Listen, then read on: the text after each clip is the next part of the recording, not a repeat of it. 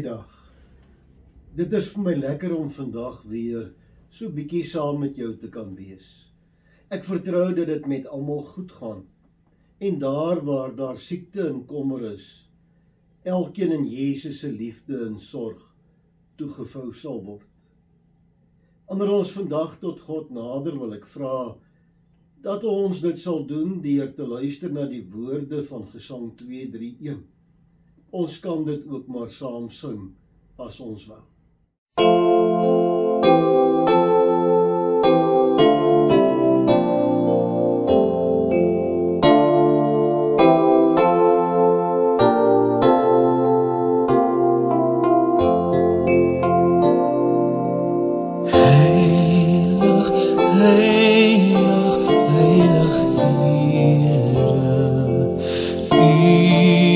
Heilig sonder plek, ons kom sing die naam te ere, bid dat U in ons kom werk, ons onheiligheid toe hier, dwing ons op ons knieën hier, ons compleet om die genade, hier verlos ons van die kwade.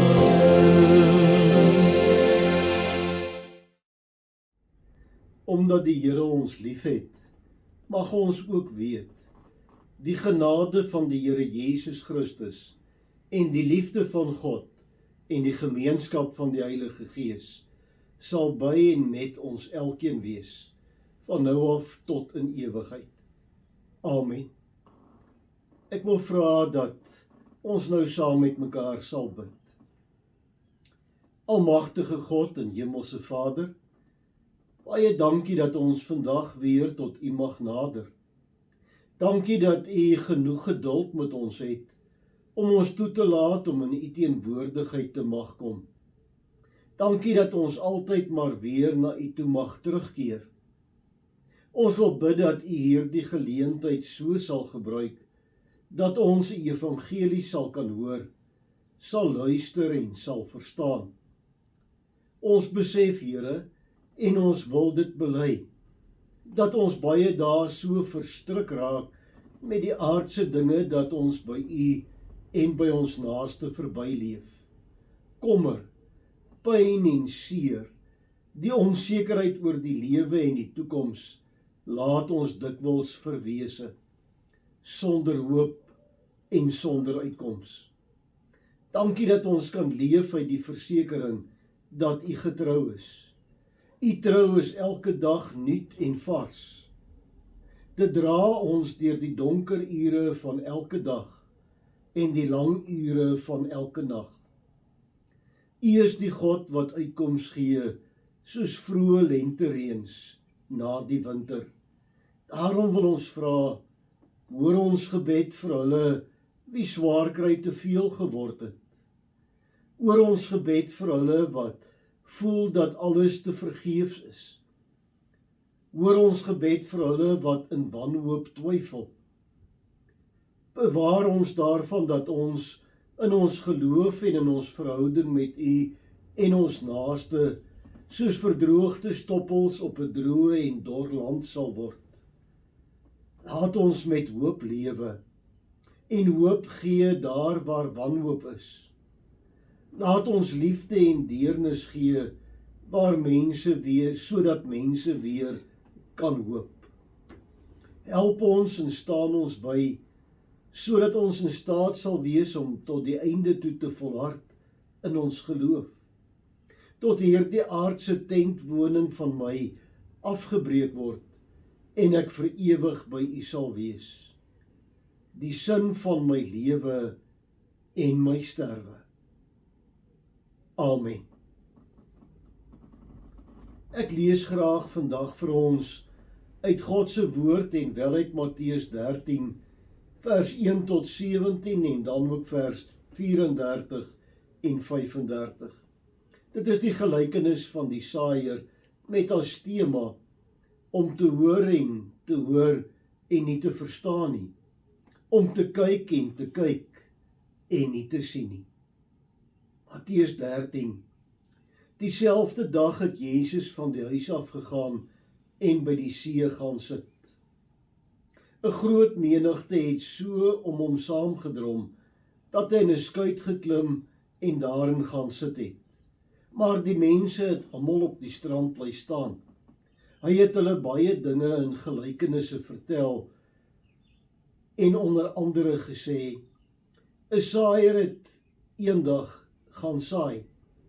Met die saai het 'n deel van die saad op die pad geval en die voëls het gekom en dit opgepik. 'n Ander deel daarvan het op die klipbanke geval, waar daar nie baie grond was nie, en dit het gou opgekom, omdat die grond nie diep was nie. Maar toe die son warm word, is dit verskroei en omdat dit nie wortel geskiet het nie, het dit verdroog. 'n Ander deel het tussen die onkruid geval, en die onkruid het opgekom en dit laat verstik. Die ander saad het in goeie grond geval en 'n oes gelewer. Party 100voudig, ander 60voudig en ander 30voudig. Wie ore het, moet luister. Die disippels het vir Jesus kom vra, hoekom gebruik u gelykenisse as u met die mense praat? Hy het hulle geantwoord, aan julle is dit gegee om die geheime van die koninkryk van die hemel te ken, maar aan hulle is dit nie gegee nie. Wie het, vir hom sal nog meer gegee word, en hy sal oorvloed hê. Maar wie nie het nie, van hom sal ook die bietjie wat hy het weggevat word. Om hierdie rede praat ek met hulle in gelykenisse, omdat hulle kyk maar nie sien nie, en hoor maar nie luister en verstaan nie. In hulle geval word die profesie van Jesaja vervul, wat sê, julle sal hoor en tog niks verstaan nie, en kyk en tog niks sien nie. Hierdie volk se verstand is afgestomp. Hulle het hulle ore toegedruk en hulle oë toegemaak, sodat hulle nie met hulle oë kan sien en met hulle ore kan hoor, en met hulle verstand kan verstaan, en hulle bekeer, en ek hulle gesond maak nie. Maar julle oë is bevoorreg, dat hulle sien, en julle ore dat hulle hoor. Dit verseker ek julle, baie profete en gelowiges wou graag sien wat julle sien, maar hulle het dit nie gesien nie, en wou graag hoor wat julle hoor, maar hulle het dit nie gehoor nie. En dan lees ons ook vers 34 en 35. Al hierdie dinge het Jesus vir die mense in gelykenisse geleer, en sonder 'n gelykenis het hy hulle niks geleer nie. So moes vervul word wat die Here deur 'n profeet gesê het. Ek sal gelykenisse gebruik as ek praat. Ek sal bekend maak wat geheim gebly het van die skepping af. Ek lees vir ons tot hier. Geliefdes in ons Here Jesus Christus, toe Jesus in die wêreld was, het hy baie van gelykenisse gebruik gemaak, veral wanneer hy oor die koninkryk van God gepraat het. Hy het dikwels gelykenisse, stories vertel, waarvan die betekenis nie altyd so heeltemal duidelik was nie. Ons kan nie maar net 'n gelykenis hoor nie. Ons moet daaroor nadink, want dit bevat 'n versteekte betekenis wat ons moet ontdek. Dit hou altyd 'n verrassing in, iets anders as wat ons verwag. Jy kan nie afgetrokke na 'n gelykenis luister en tog verstaan wat dit aan jou wil oordra nie. Wie wil verstaan moet saam dink en dan reageer. Dit daag ons uit om vir 'n oomblik te speel met die gedagte, dat die waarheid dalk net mag wees soos wat hierdie storie vertel. Dit trek ons in die verhaal in en nooi ons uit om vrae te vra, om die onderwyser, die verteller te leer ken, om terug te kom vir nog en self daaroor te gaan wonder en nadink.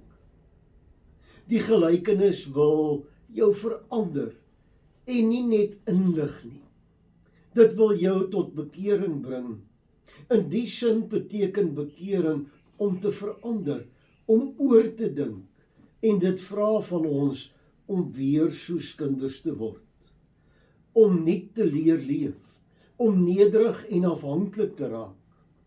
Gelykenisse maak ons afhanklik van die Gees en leer ons om soos Jesus te dink. Die doel is om ons geestelik nuut te maak, om ons nie te laat dink oor ons geloof, ons dade, ons verhoudings met mekaar en ons verhouding met die wêreld. Daarom eindig gelykenisse stomp, so asof dit nie klaar vertel is nie. Dit wag dat ons, die hoorders, dit moet klaar vertel. In ons lewe word dit klaar gemaak wanneer dit omgesit word in dade van vernuwing en gehoorsaamheid. Ons kan nie in 'n spieël van die gelykenis inkyk, hierdie nuwe werklikheid van God se wonderwêreld sien en omdraai en wegstap en nog steeds dieselfde bly nie. 'n Gelykenis wys heen na God se koninkryk. Dit wys heen na die hemel wat iets verborge, iets verrassends is. En 'n ander kyk na die gewone en die alledaagse lewe vra. Daarom antwoord 'n mens nie op 'n gelykenis met jou verstand nie, maar met jou hele lewe. Iemand het by geleentheid gesê, 'n gelykenis is eintlik maar soos 'n grap. As jy dit eers moet verduidelik, dan is 'n grap mos nie meer 'n grap nie. Ek wil probeer verduidelik. As jy verkeerd is en stil bly, is jy slim. As jy reg is en stil bly, is jy getroud. Dit skep 'n beeld wat jy moet snap en waarop jy moet reageer. Dalk met skok, verontwaardiging, verrassing. Ons kan op 'n manier daarmee identifiseer. Kom ons kyk nou na die gelykenis en die gedeelte wat ons gelees het. Die beeld van 'n saaiër was baie bekend in Jesus se tyd. Dit het Jesus se gehoor dadelik by die prentjie ingetrek. En hulle het oor die betekenis daarvan begin nadink. Het u opgelet hoeveel keer word die woorde luister, hoor, sien en kyk, ken en verstaan in hierdie gedeelte gebruik? Nie minder as 20 keer nie. Jesus stel twee gehore teenoor mekaar. Die gehoor wat kyk en sien, luister en hoor, ken en verstaan en daarom op die gelykenis reageer, en die gehoor wat kyk en sien, luister en hoor en ken, maar nie die betekenis van die gelykenis sien of hoor of verstaan nie, en daarom onveranderd bly. In hierdie gelykenis is dit die grond wat die verskil maak, nie die saad wat gesaai word nie. Ons luister hoe ons toelaat dat die wonderwêreld van God se koninkryk ons raak, bring die verandering. Jy kan nie die woord hoor en selfs bly wees daaroor, maar dit is van korte duur nie. As dit nie deel word van jou nie, word jou aandag deur die uitdagende omstandighede van jou wêreld afgelei. As die woord nie 'n blywende indruk op jou lewe maak nie, dan het dit geen langtermyn impak op jou lewe nie. Dan is jy soos die dorre en droë stuk pad, die klipbanke, die onkruid waarop God se saad gesaai is. Maar as jy werklik luister en hoor en sien en verstaan, dan verander dit jou lewe. Die saad sal dan ontkiem en 'n groot oes oplewer. Hoorie, God se koninkryk, God se wonderwêreld, bestaan uit mense wat na God se ritme luister. Dit is 'n ritme wat jou diep raak. Dit is 'n ritme wat jou diepste menswees raak en jou uitnooi om op God se musiek te dans. Nie almal hoor hierdie musiek nie. Nie almal raak stil om daarna te luister nie. Daar is ook baie ander klanke wat jou wêreld met geraas kom vul. Daarom moet hierdie lied deel word en deel wees van jou menswees. Ek wil dit prakties probeer maak. Die koninkryk van God, God se wonderwêreld, kan ons as 'n ekosisteem beskryf. 'n Ekosisteem is 'n gemeenskap van lewende organismes. Mense, diere, plante wat in 'n interaktiewe verhouding in wisselwerking met mekaar en hulle omgewing leef. Jy kan nie altyd 'n ekosisteem sien nie. Dit beskryf die essensiële netwerk of verhouding tussen organismes en hulle omgewing. 'n Ekosisteem is 'n interaktiewe stelsel wat uiteindelik in balans gehou moet word. Dit kan deur 'n verskeidenheid van omgewingsfaktore verwoes of beïnvloed word. Net so is die koninkryk van God, mense wat binne in God se wil en tot eer van God in die gewone wêreld leef. Dit is nie altyd 'n sigbare voorwerp nie, maar beskryf 'n sisteem, 'n netwerk tussen God se mense en hulle wisselwerking met mekaar en hulle omgewing. En daarom vra Jesus met hierdie gelykenis: hoe luister jy? Hoe luister jy na God se woord? Van watter deel van hierdie gehoor is ek deel? Is ek deel van die gehoor wat kyk en sien, luister en hoor, ken en verstaan en daarom op hierdie gelykenis reageer? Of is ek deel van die gehoor wat kyk en sien, luister en hoor en ken, maar nie die betekenis van die gelykenis sien of hoor of verstaan nie, en daarom onveranderd bly? En dan die verrassende ontdekking. Jesus praat nie hier van jou of van hulle of van die ander nie, maar Jesus praat hier met my. Nee, Jesus praat hier op 'n besondere manier met my en hy nooi my om deel van hierdie verhaal te word, daaroor te dink, die betekenis te bepeins en dan nuwe moontlikhede te ondersoek. Die vraag is uiteindelik, hoor en luister en kyk ek maar net op 'n oppervlakkige manier of word ek 'n leerling? Iemand wat ondersoekend en nuuskierig en dieper as net die oënskynlike en die oppervlakkige raak sien en hoor. Iemand wat hierdie geheim ontdek. Iemand wat kan vra, wat is dit van die wêreld en van my omstandighede, van my lewe, wat my aandag van die koninkryk van God aftrek? Watter geraas is daar in my lewe wat God se ritme, sy musiek in my hart en in my lewe uitdoof? Na watter radiostasie luister ek die meeste in my lewe? Is dit vir my belangrik om op God se woord, op God se radiostasie ingeskakel te bly? Of skakel ek maar net in wanneer ek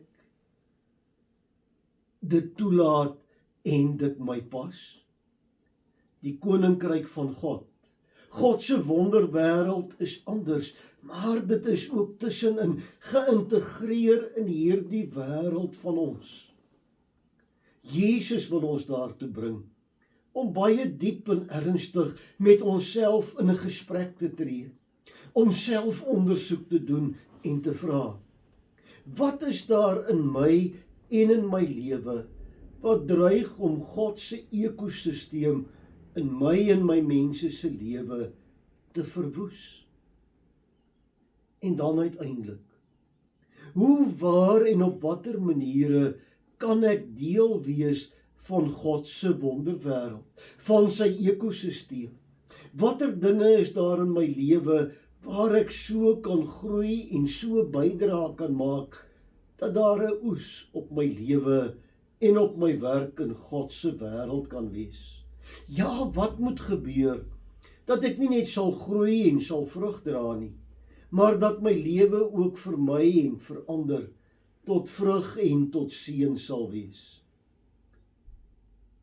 Mag ons hierdie gelykenis in ons lewe so klaar skryf, dat ons in God se wêreld 'n wonderbeeld sal wees, wat nie net vrugte dra vir hulle wat honger is nie, maar ook skadu kan gee vir hulle wat moeg en uitgeput geword het langs die lewenspad. Amen.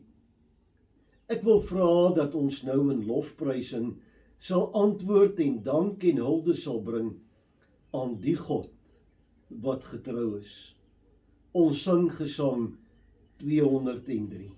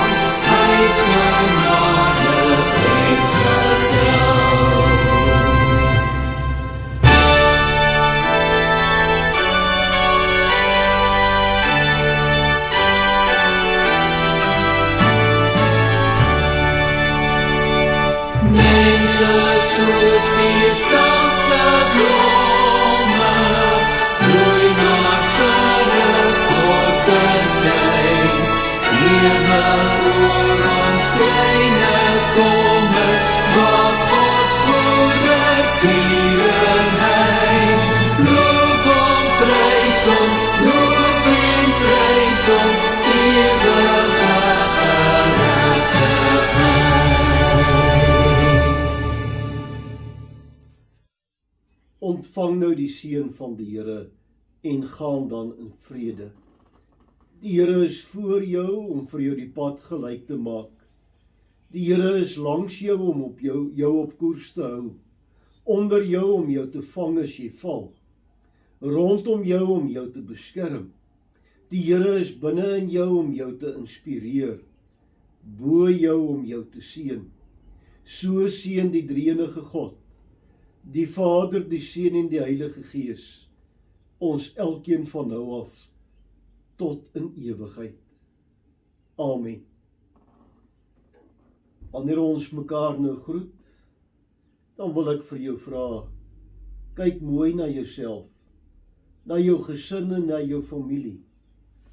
Bly veilig en bly gesond. Totsiens.